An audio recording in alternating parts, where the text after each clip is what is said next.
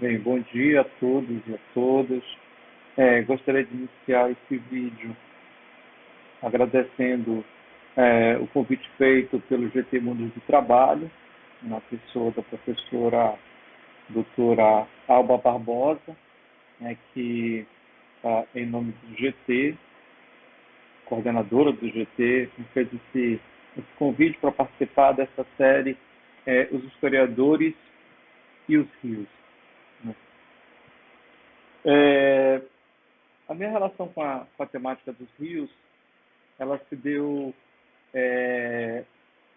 lá em 2004 para 2005, né, onde eu comecei a pesquisar sobre o Rio Madeira. Naquele momento,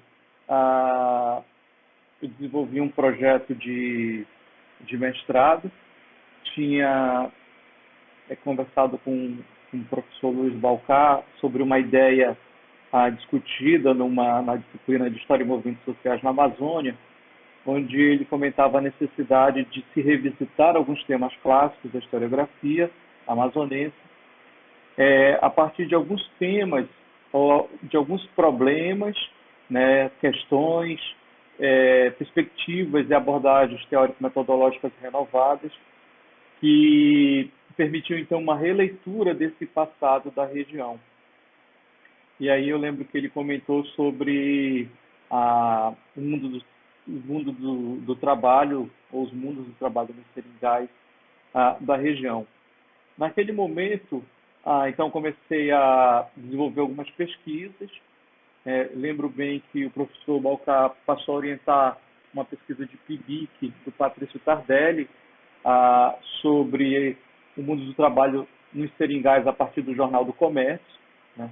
Ao mesmo tempo que desenvolvia o meu projeto, e aí eu acabei, para não conflitar, optando pelo fazer uma pesquisa com os jornais do Rio Madeira, uma pesquisa para essa região sul do Amazonas. Naquele momento, evidentemente, o livro A Selva, do Ferreira de Castro, foi uma leitura que acabou me levando para essa região da Amazônia. Né? Poderia pesquisar para o Purus ou para o Rio Solimões, mas por influência, sobretudo, do livro A Selva, acabei indo pesquisar para o Madeira. Essa temática da relação dos historiadores e os rios na Amazônia é uma temática que vem se consolidando nos últimos anos. Você tem aí uma série de livros e pesquisas em que essa relação entre os historiadores e os rios ela ocupa um lugar central. Não se trata de tomar uma espécie de dado natural, que é o rio, como um elemento trabalhado, por exemplo, pelo Leandro Tocantins lá nos anos 50. Né? O rio comanda a vida, a abordagem clássica e o trabalho a ser citado do Leandro Tocantins, 52. No entanto, ali no trabalho do Leandro Tocantins, o rio aparece numa relação quase que de determinismo geográfico, um determinismo espacial sobre as relações humanas. Agora não. Quer dizer, as pesquisas dos anos 2000, do final dos anos 90, passam a tomar essa relação a partir da perspectiva dos sujeitos sociais, muitas vezes objetivado em movimentos sociais, e que tomam os rios como um elemento de luta política. Né? Então, existe uma discussão de fundo, uma discussão política relacionada a essa ideia de que agora os rios compõem um elemento de disputa política a partir dos movimentos sociais, dos sujeitos sociais articulados. Então, nesse contexto, uma série de pesquisas e livros passam a surgir no final dos anos 90 e início dos anos 2000.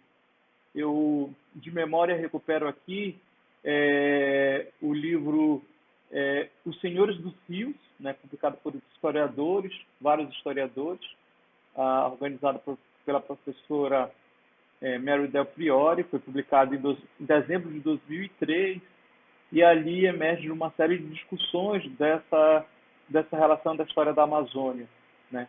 Da colonização, da ocupação, dos processos de agência dos povos indígenas.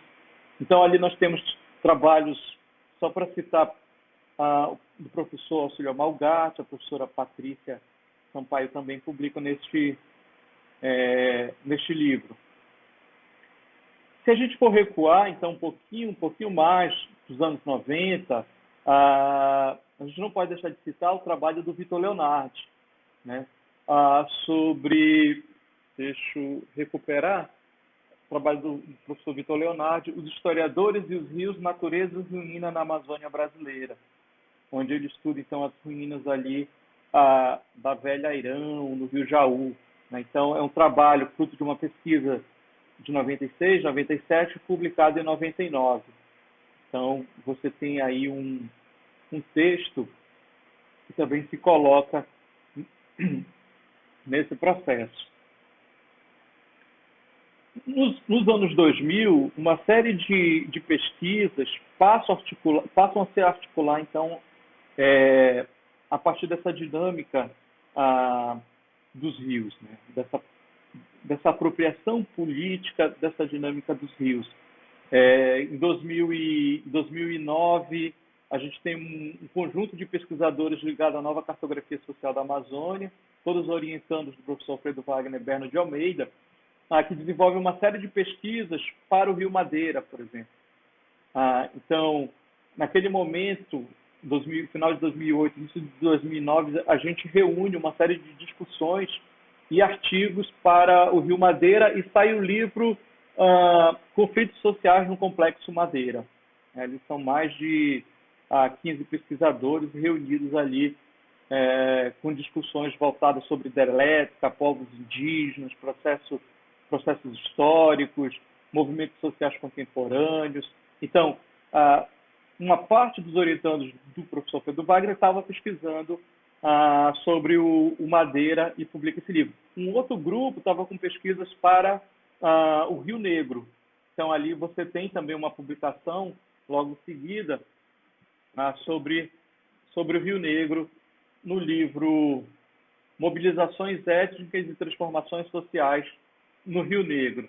Também aí um conjunto de pesquisadores com investigações para o Baixo, Médio e Alto Rio Negro. Além disso, o que nós temos, né? Então, por aí você já tira essa relação com os rios.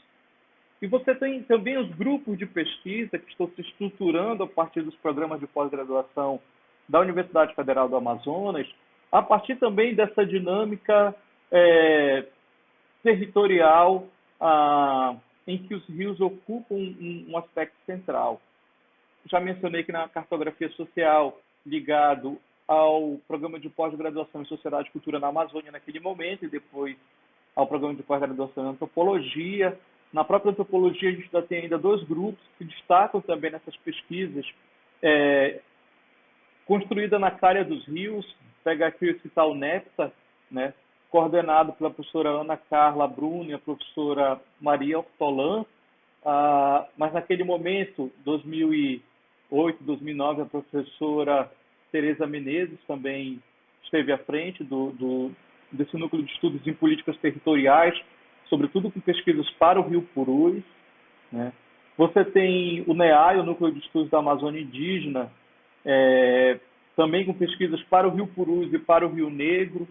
Você tem na Sociologia um grupo de pesquisa ligado ao professor Antônio Carlos Witkowski sobre povos e dinâmicas populacionais, com pesquisas voltadas para o Rio Solimões. Então, o Médio Solimões, a Várzea de Solimões. Então, você tem aí já um cenário desse processo que está conectado de alguma forma. Quer dizer, não é um processo, uma discussão só entre os historiadores, ou entre antropólogos e sociólogos, mas está reunindo aí um conjunto de pesquisadores a partir dessa dinâmica dos rios.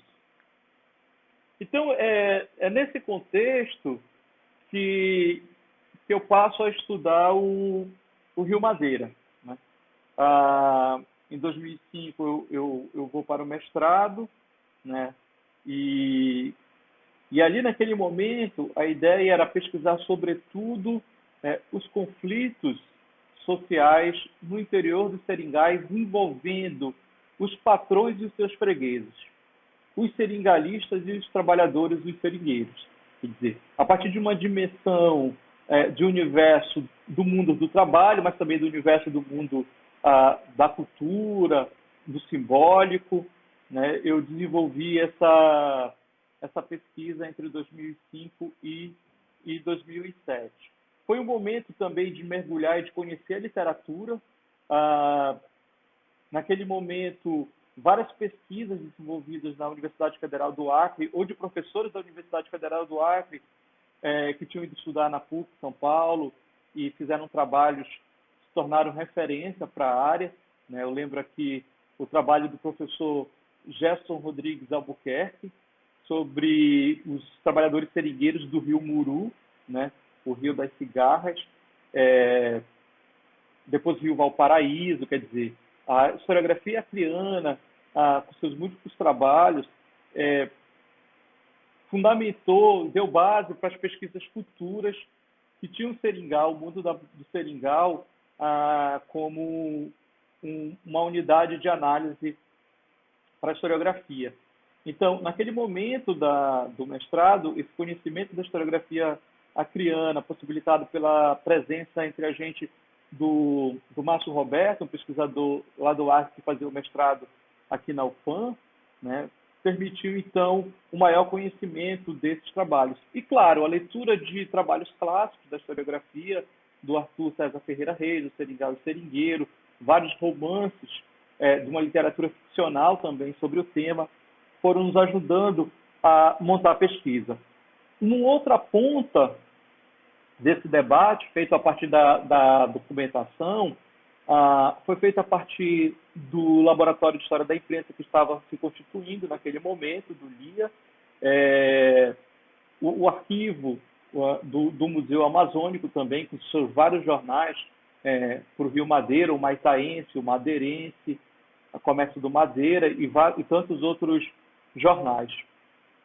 Completando essa parte documental compulsada durante o período da dissertação, eu ainda pesquisei os relatórios de presidentes de província e os livros de decisões dos julgados da Justiça, do Tribunal de Justiça do Amazonas, e aí ia cruzando essa documentação para analisar, sobretudo, essas tensões e os conflitos envolvendo os patrões e os trabalhadores, os seringueiros. Então, analisei ali no mestrado, sobretudo, esse cotidiano em que, muitas vezes, o trabalhador assassinava o patrão no momento de distração, no momento de festa, né, numa relação ali direta de conflito, que envolvia vingança. Quer dizer, a pesquisa voltada para o Rio Madeira, e aí você tem uma escolha também, porque muito dos debates que nós fazíamos no Sociedade de Cultura naquele momento buscavam mesmo quase que uma abordagem etnográfica desses processos, por conta da presença de vários professores. Então, quer dizer, se do ponto de vista da historiografia, a gente estabelece o nosso recorte espacial e o nosso recorte temporal, ali no Sociedade de Cultura a gente tinha também, por outro lado, esse elemento de uma análise mais microscópica, vamos dizer assim. E, quer dizer, você reduz a escala da análise, e isso tinha muita influência da antropologia, das leituras que nós fazíamos do Frederic Barth. Então, eu acabei me vinculando muito a essa ideia assim, de fechar, de compreender bem o processo no Madeira. Com as pesquisas, depois eu descobri que, na verdade, era muito mais uma operação historiográfica, vamos dizer assim, porque o Rio Madeira é imenso, extremamente complexo e dinâmico. Fiz algumas viagens para Nova Aripuanã e conversando com as pessoas, elas dizem assim, é só o Rio Roosevelt, ou então Rio da Dúvida, que depois virou Rio Roosevelt, você leva dias navegando nesse rio, entra pelo Mato Grosso, você vai embora. Quer dizer assim, eles achavam engraçado falar em Rio Madeira como se fosse uma coisa muito genérica, né? Quando, na verdade, você tem uma complexidade imensa ah, que mereceria ser estudada. Então, isso também me deu um pouco essa dimensão da complexidade e dessa operação que a gente faz com pesquisa, eu estava com pesquisa para o final do século XIX e início do século XX, aquele recorte clássico da historiografia, 1880, 1920, e quando você faz então essa viagem para in loco, né, e conversar com as pessoas, essa dinâmica ela muda um pouco. Mas aí no final, durante o mestrado, já para o final da pesquisa, alguns caminhos e possibilidades e dimensões começaram a se abrir. Por exemplo, eu tinha, de forma até proposital, deixado de lado a relação desse universo do seringal, em que povos indígenas e seringueiros, muitos migrantes de outras regiões do país, né, e patrões também, muitos deles vindo de Portugal ou do Nordeste, estavam atuando. Então, a relação com as populações indígenas tinha ficado de lado porque eu estava pensando em explorar em outro momento. E esse outro momento seria, então, a passagem para a construção de um projeto de doutorado para aquela região. Só o fato de ter permanecido com pesquisas para a região do Madeira e agora ter buscado ampliar o escopo da análise, já abriam novas possibilidades. Por exemplo, partir de um ponto de vista em que a ocupação do Madeira ela possa ser vista numa perspectiva indígena, vamos dizer assim. Quer dizer, se no mestrado eu tinha encaminhado a leitura da presença, por exemplo, portuguesa no Madeira, na segunda metade do século XIX, e da presença de cearenses, maranhenses e de pessoas vindas de outras regiões do país, com o doutorado e trazendo a perspectiva indígena, eu pude perceber os processos anteriores de ocupação da região, feita pelos índios Parentintim, pelos índios Mura, pelos Munduruku, pelos Arara. Então, só isso já permitia um novo olhar para aquele objeto em análise no mestrado. Um outro ponto de ampliação da perspectiva, né,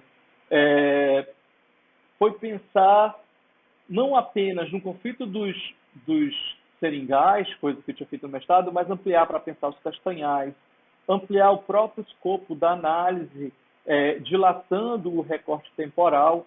Então, eu saí de uma análise de 1880 a 1920 para uma análise de 1861 até 32, quer dizer, eu ampliei o escopo a partir do que a documentação estava me indicando, né? Quer dizer, um processo de esquadrinhamento da região, do Rio, a partir do início da década de 60 do 800, do século XIX, em que vários rios da região passam a ser, vamos dizer, esquadrinhados, investigados e mapeados para observação das potencialidades de exploração econômica desses rios. Num processo de expansão da fronteira, como alguns autores colocam. Então, o recorte ele foi ampliando. E aí, se a gente pegar os relatórios de presidente de província e outros relatos de viajantes, quer dizer, a década de 70, o início da década de 60, marca efetivamente um maior interesse do governo provincial para a região do Rio Madeira. Esse interesse ele se dá, sobretudo, por conta dos ricos seringais da região e também dos castanhais, né? Que não é o outro motivo que vai mobilizar o interesse do governo brasileiro, do Estado brasileiro, do governo provincial e também despertar o interesse, por exemplo, dos americanos, né? Dos Estados Unidos, para explorar aquela região. Então, você tem esse contexto está extremamente conectado e que demarca, então, a entrada nessa área. Eu vou pegar apenas um ponto para explorar, que é a forma como os povos indígenas responderam a esse novo contexto sócio-histórico. Quer dizer, você tem grupos étnicos diferenciados que respondem também de forma diferenciada a esse processo de avanço da fronteira.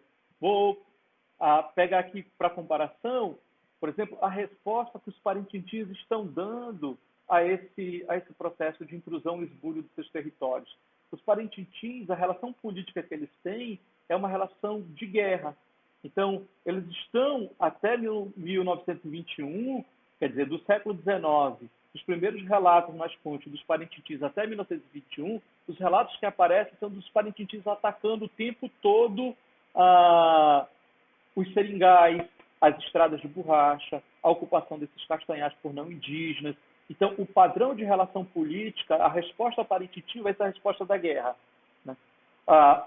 Mas não é a mesma resposta, por exemplo, dos Mura e dos Munduruku. Tanto Mura quanto Munduruku já vinham com uma relação política estabelecida com os não indígenas desde o século XVIII.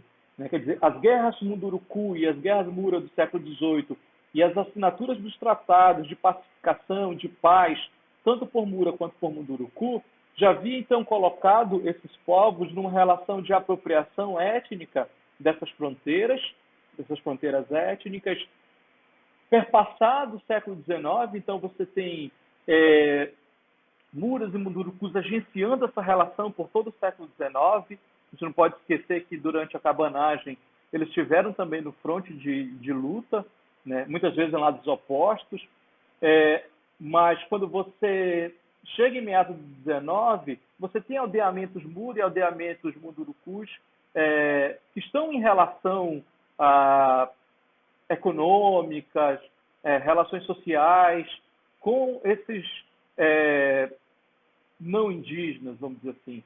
Então, a ocupação do Madeira do 19, a intensificação do Madeira do 19, que é um rio conhecido desde o 18 anterior, né, de navegabilidade, de passagem para o Atlântico, né, a relação política desses povos indígenas vai ser diferenciada. Então, nós temos dinâmicas de resposta diferenciadas.